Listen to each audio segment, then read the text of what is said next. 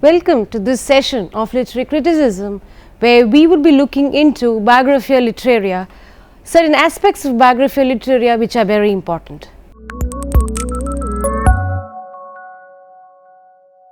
Biographia Literaria is Coleridge's magnum opus that elaborates his main principles on the decisive aspects of language and creativity. Coleridge has been able to frame opinions and views on his philosophy of creativity by delving into the past, utilizing the evidences he has collected, and conceiving them into new wholes. His definitions are unique and they encompass his thoughts on imagination and fancy. However, his criticism has several drawbacks that have to be exemplified. Before we move into the drawbacks, let us try to find out what Coleridge exactly meant by imagination and fancy. And it is in chapter 13 that he makes the correct distinction between the two. In chapter 13 of Biographia Literaria, Coleridge distinguishes between fancy and imagination. In chapter 14 of the book, he identifies imagination to be a magical and synthetic power. Coleridge's view on the nature and function of imagination and the ways in which it is distinguished from fancy are explicitly explained in this chapter. According to Coleridge, imagination has two forms, primary and secondary. Primary imagination is merely the capacity of receiving impressions of the external world through the senses. It is the potential of perceiving the objects of sense, both in their parts and as a whole. It is an involuntary act of the mind, whereby the human mind receives impressions and sensations from the external world unconsciously and involuntarily, imposes some sort of order on these impressions, and reduces them to shapes and sizes so that the mind is able to form a comprehensible image of the world outside. It is in this way that clear and coherent perceptions become viable. We now move on to understand what exactly he meant by saying primary and secondary imagination. We have seen the earlier sections where he distinguishes between the two types of imagination, primary and the secondary, but it is in chapter 13 that he explains it in detail. According to Coleridge, primary imagination is universal and it is possessed by all. The secondary imagination may be possessed by others also, but it is the unique faculty and particular faculty of the artists. Secondary imagination is the prerequisite for artistic creation. Secondary imagination is more active and conscious in its working that requires an effort of the will, volition and conscious effort. It works upon what is perceived by the primary imagination. Its raw material is the sensations and perceptions that are made available to it by the primary imagination. By an effort of the will and the intellect, the secondary imagination selects and orders the raw materials and reshapes and molds them into objects of beauty. That is why Coleridge calls secondary imagination exemplastic, which means it is a shaping and modifying power. Secondary imagination, as Coleridge says, is exemplastic. It's a power that shapes and modifies by its plastic stress. It reshapes objects of the external world and endows them with a glory and dream that is exceptional with respect of its creative facility. It is an active agent which, I quote Coleridge, dissolves, diffuses, dissipates in order to recreate. It struggles to idealize and to unify. It is essentially vital even as the objects being imitated are essentially fixed and dead. By using the word vital, Coleridge means that it is only through the poet's imagination that the different aspects of the world could come alive. Secondary imagination is at the source of all poetic activity. It is the power which harmonizes and reconciles opposites, and hence Coleridge calls it a magical synthetic power. This unifying power of the imagination works best because of its innate capacity to synthesize or fuse the various faculties of the soul, perception, intellect, will, and emotion. The secondary imagination unifies the internal with the external, the subjective with the objective, the human mind with the external nature, the spiritual with the physical and material. It is through the engagement of this unifying power that nature is colored by the soul of the poet, which in turn is emerged in nature. The identity which the poet discovers in man and nature results from the synthesizing strength of the secondary imagination. The primary and secondary imaginations do not differ from each other in kind. The difference between them is one of degree. The secondary imagination is more active, the result of volition, conscious and voluntary when compared with the primary imagination. The primary imagination is universal, while the secondary imagination is a peculiar privilege enjoyed by the artist. Though Coleridge has extended the meanings of primary and secondary imaginations, one cannot say that the Biographia Literaria did not have its drawbacks. The faults of Biographia Literaria are grave and apparent. There are portions that are irrelevant as well as extraneous. There are too many side issues and digressions. Coleridge is often unsystematic and haphazard. There is a strange combination of philosophy, literary theory, and biography. Biographia Literaria is original, and Coleridge has synthesized philosophy and literature. He has used psychology to explain the process of artistic creation.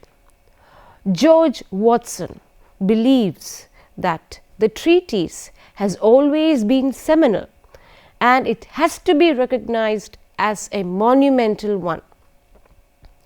Coleridge's original plan of the book was superseded when his ideas of metaphysics influenced his thoughts. Let us now move on to find out what exactly did Coleridge do, or what is the effort that Coleridge put into literary criticism. Thereby, we find out how far he is a poet and his influence as a critic. The influence of Coleridge in poetry, criticism, and psychology of the age has been phenomenal. He has been able to restructure the old order of ideas in philosophy, theology, and political theory. Though he was affected by poor health, addicted to opium, had unfulfilled possibilities, and wasted powers, the effect of his contribution to literature inspired many writers of almost every field of thought. He was the greatest of the Lake poets, and along with Wordsworth, he formulated the Romantic theory of poetry.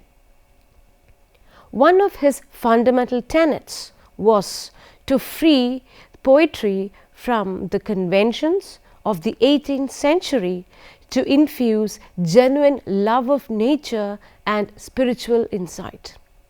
The critic C. M. Baura comments that Coleridge's three great poems, The Ancient Mariner, Kubla Khan and Christabel, stand apart as they are considered to be his greatest contribution to poetry, and of all English romantic masterpieces, they are the most unusual and the most romantic. Coleridge introduced new freedom and flexibility in English versification.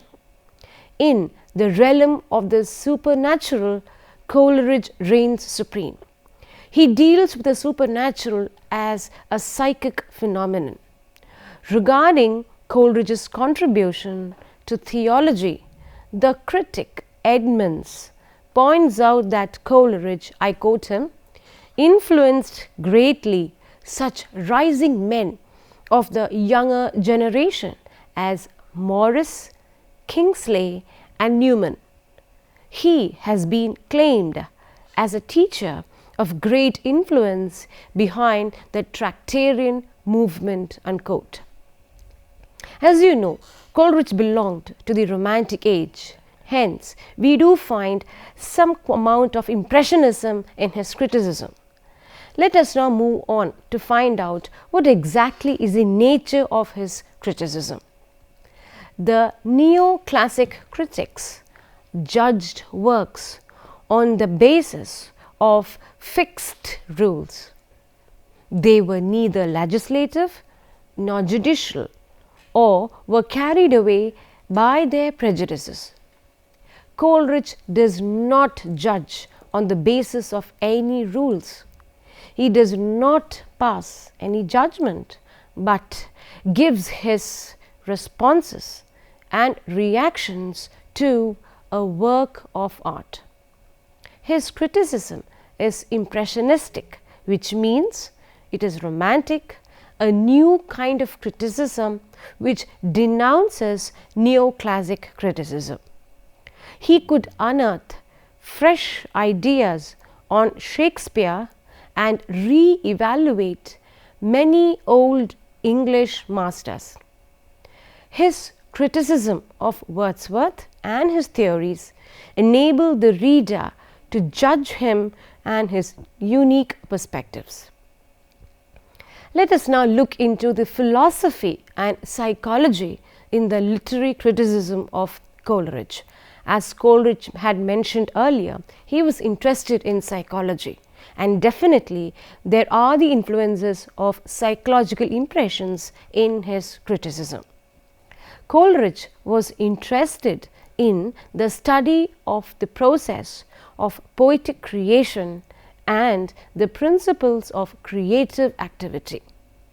For this purpose, he relied upon philosophy and psychology. He used philosophy to formulate his literary inquiry and unified philosophy, psychology and literary criticism. His literary theories are founded on philosophy. Through this method, he brought out an understanding of the process of creation and the nature and function of poetry. Let us now move on to the concept of imagination developed by Coleridge. Of course, we had seen this earlier, but let us add something more to the theory of imagination that he developed. The greatest and most original contribution to literary criticism is the theory of imagination. Addison had examined the nature and function of imagination. Wordsworth had developed his own theory of the subject. Coleridge, however, is the first critic to enunciate the differences between imagination and fancy, and later explain his concept of theory of imagination. Poetic imagination, according to Coleridge, is neither a servile copy of nature, nor is it the creation of something entirely new and different from nature. Poetry is not imitation, but creation that is based on the sensations and impressions received from the world outside, which are shaped, ordered, and modified. Opposites are reconciled and harmonized by the imagination of the poet, and in this way, poetic creation takes place. One of the most important views of Coleridge was his view of the organic wholeness of a poem. Of course, Coleridge was not the first poet to have told us about organic wholeness, but the meaning of the word organic wholeness differs. David Deiches points out that, I quote, "It was Coleridge who finally, for the first time, resolved the age-old problem of the relation between the form and content of poetry," unquote. Through his philosophical inquiry into the nature and value of poetry, Coleridge established that a poem is an organic whole and that its form is determined by its content and is essential to that content.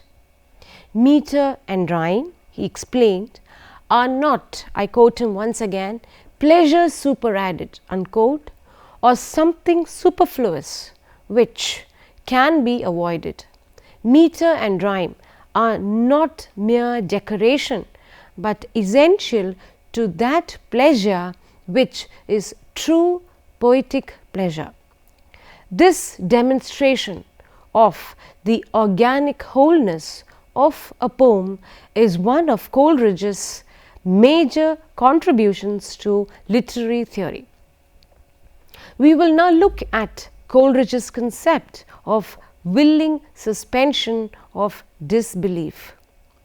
Coleridge brings in the notion of willing suspension of disbelief in chapter 14 of Biographia Literaria, where he designates the term to be, I quote him, poetic faith.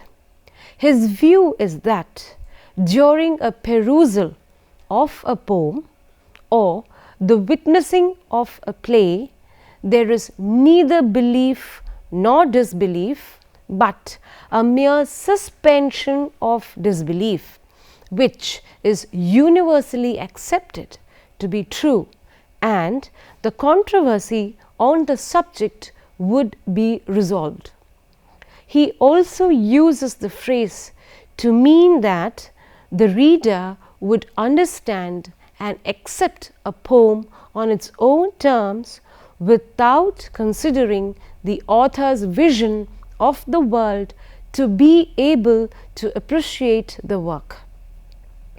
One of the examples that illustrate this concept is Coleridge's poem Rime of the Ancient Mariner, where the readers and the guests at the wedding have to accept the tale of the mariner at the outset and presume the truth of the experiences narrated by the mariner. To illustrate his method, Coleridge brings the poem by giving an account of the mariner's experiences at sea, which is quite believable and convincing, and later he brings in supernatural elements and encounters. Coleridge is often said to be a very difficult critic. Of course, we mustn't say that Coleridge is a difficult critic altogether, but the main reason for calling him a difficult critic is that several chapters in the Biographia seem to be irrelevant, They seem to be digressive or very difficult for a person to understand.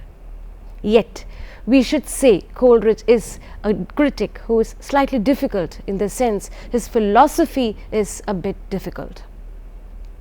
Coleridge's views are too philosophical and his criticism is not easy to understand. Perhaps the introduction of philosophy into his critical theses is the reason for making him a difficult critic. Apart from that, his writings are fragmentary and unsystematic. The Victorians in general could not appreciate him, and his appeal was confined to the few. In this connection, George Watson, one of Coleridge's best critics, is of the opinion that to the Victorians aesthetics was not appealing, and hence they could not understand Coleridge. As a descriptive critic, Coleridge's achievement is brilliant, however sporadic. He offers no single example worthy to be advanced as a model. He has departed from the earlier conceptions of criticism and theory, and his views are different from the critics of the 20th century. He advances toward free inquiry and the concentrated, disciplined struggle to uncover his ideas on poetic discourse. Many 20th century critics appreciate and recognize the worth of his critical output. All this being said, let us now move on to find out what exactly was Coleridge's worth as a critic. Coleridge was aware of the dictums of the 18th century and had decided to make radical changes in respect of poetry, poetic creation and poetic process. He wrote his Biographia Literaria to follow up the preface written by Wordsworth and outlined his theory of poetic art. His conclusions are unusual and spontaneous. He wrote about psychology and philosophy that appealed to the mental faculties of the readers. He reduced criticism to a system by the deduction of causes from principle involved in our faculties. The imagination concept, Coleridge's definitions and distinction need more elaboration. The contribution of Coleridge to English literary criticism is exceptional, and he is placed alongside Aristotle and Longinus for the inimitable recognition his theories received. Herbert Reed considers Coleridge to be, I quote him, head and shoulder above every other English critic, unquote. I.A. Richards, the new critic, considers him as a forerunner of the modern science of semantics, and René Welle remarks that Coleridge is a link between German transcendentalism and English romanticism. Let us now go over whatever we have done so far. Coleridge is considered to be a legend in his time, and his genius is not limited to his influences on a few writers or poets. His skills in being able to digress, or rather concentrate on different aspects of discourses and freely shift from one thought to another, are seen to be remarkable, with a lasting influence on later critics such as Matthew Arnold. His idea of poetry is exceptional, and he has inspired many young poets of his time. Though his critical pronouncements have attracted controversial comments, the impression he has left behind has made a lasting impression on the minds of the readers for their elaboration of Coleridge's mind and the evolution of thought process. Coleridge's endeavour could be summed up by his own statement, which is, I quote Coleridge, to establish the principles of writing rather than to furnish rules about how to pass judgment on what had been written by others, unquote. He was more concerned about the process of creation than the finished product. This session is followed by questions so that you would be able to answer them. By answering these questions, you would get an in-depth idea of what Coleridge actually wanted to tell us about imagination, fancy, and the differences between imagination and fancy. Of course, you would also be able to understand the contribution of Coleridge and hence estimate the worth of Coleridge as a critic. Until we meet next time, this is me taking my time off. Thank you.